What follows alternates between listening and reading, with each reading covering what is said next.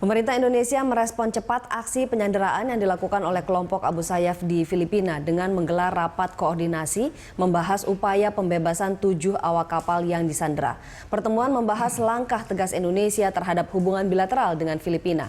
Dan berikut pernyataan Menteri Luar Negeri Retno Marsudi. Ada 3 hal yang ingin saya sampaikan.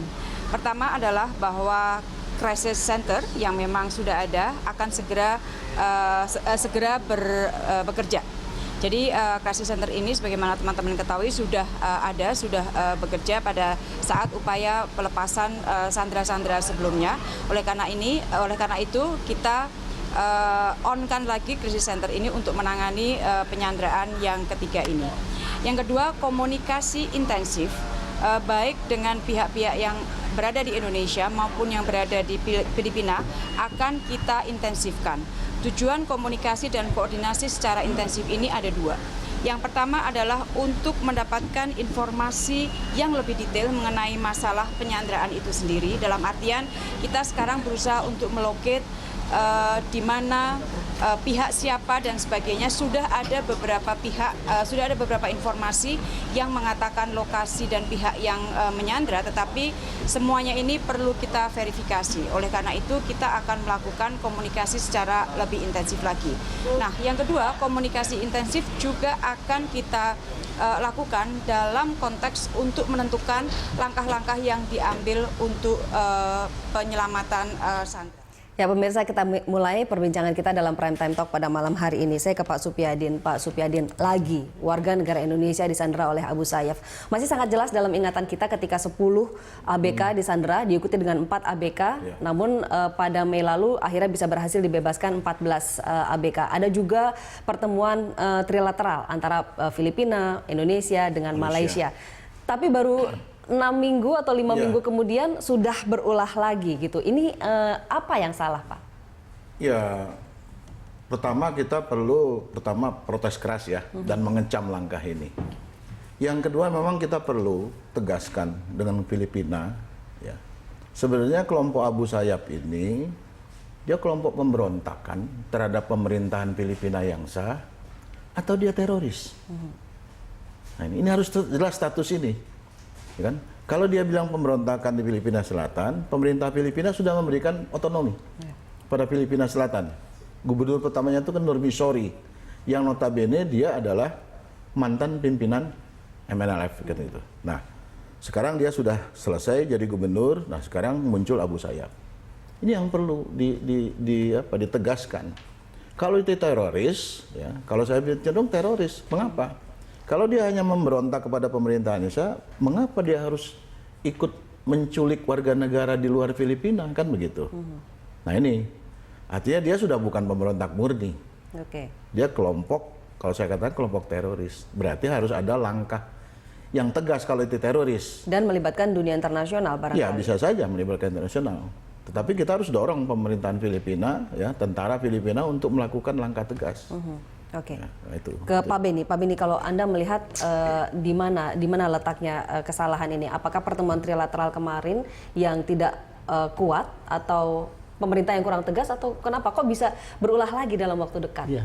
Kalau saya menanggapi masalah pertemuan tersebut, tentunya pertemuan tingkat menteri sudah ditindaklanjuti ke level lebih bawah lagi, kemudian saat ini yang saya dengar sedang membahas tentang teknis di lapangan lah, bagaimana SOP di lapangan. Saya ingin kembali begini, kita melihat bahwa rentang waktunya sangat pendek dari kejadian pertama, kedua, dan ketiga ini. Kalau saya bandingkan dengan yang kami tangani dulu, 2005 ya, Pak, ya? Kejadian, baru 2016 kejadian. Begitu lama. Bedanya gimana? Itu tentunya berkaitan dengan cara penanganan. Itu akan menentukan apa yang terjadi kemudian.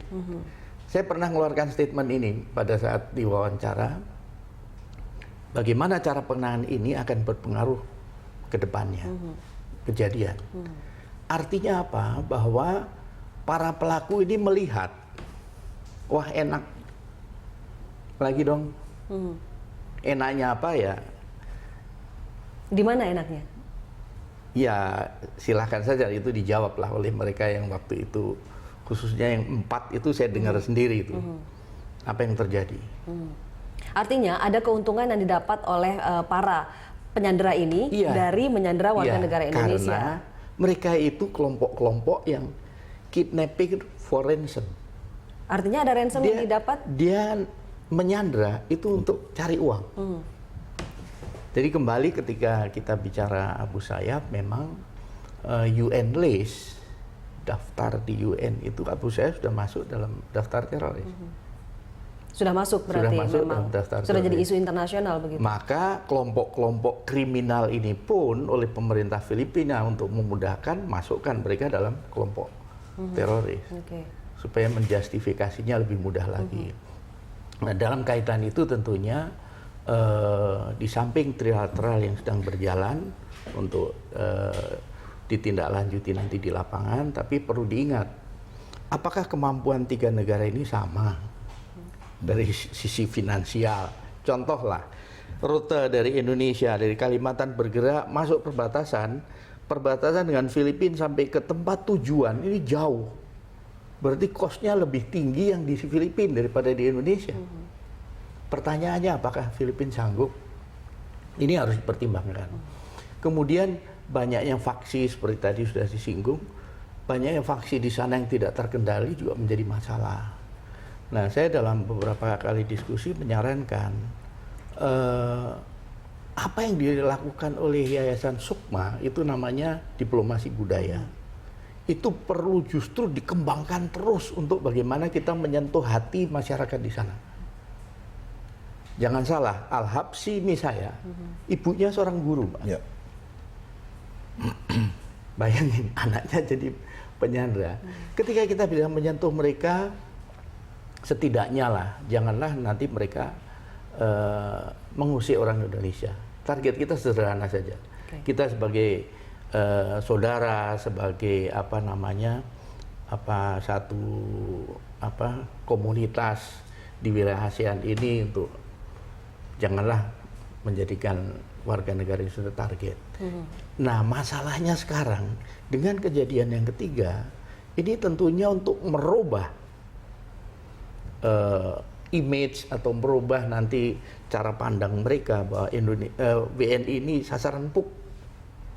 Ini jadi semakin rumit kalau kami lihat. Artinya harus ada pendekatan yang berbeda, penanganan yang berbeda. Iya. Oke. Ketika ketiga ini akan ditangani dengan cara yang sama, tanda kutip, ya, ada sesuatu yang dipandang menguntungkan oleh para penculik, itu akan terulang terus. Oke, sebagai negosiator pembebasan sandera tahun 2005, bisa diceritakan Pak step-stepnya apa saja yang mungkin bisa kita katakan cukup berhasil lah, karena rentangnya cukup jauh nih dari 2005 berulah lagi 2016. Ketika itu sudah dibentuk tim gabungan terdiri beberapa instansi terkait dari Polhukam, Kemlu, Polri, BIN, kemudian dari TNI.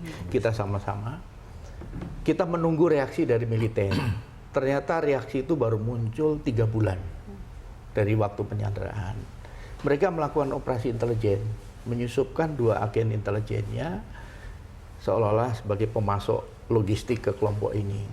Berhasil, karena cukup waktu lama ya, 3 bulan itu. Berhasil, kemudian 2 sandera, kru kapal ini dibisikin, besok malam kalian turun, di bawah sudah ada yang jemput. Berhasil lari, dibawa lari. Ketika mencari kapten kapal yang satunya yang disebutkan tempat lain, 2 ini masuk lagi. Dicurigai oleh kelompok itu, langsung dibunuh dua-duanya. 2 agen yang disusupkan itu. Iya. Gugur ya Pak? Akhirnya militer Filipina mengatakan, tunggu 1 minggu lagi, kita akan bebaskan yang satunya. Kita tunggu seminggu 2 minggu, tidak ada berita. Tidak ada aksi? Tidak ada. Akhirnya teror masuk ke istri korban, kapten kapal, si Sandra. Mereka tidak kuat, kemudian ngasih nomor telepon saya, silahkan hubungan dengan bapak ini. Mulailah saat itu kami berkomunikasi langsung. Satu pintu? Lewat Satu pintu. Pak Beni saja? Iya, karena perusahaan pemilik kapal itu kan Malaysia. Sudah kita kunci. Kemudian keluarga jangan terima, perantara jangan terima, jadi tinggal kami. Nah, karena tunggal, maka kami bisa mengarahkan mereka, mempengaruhi mereka. Nah, pengalaman kami menginterogasi teroris selama dari 2001 sebelum bom Bali 1 sampai 2004 lah.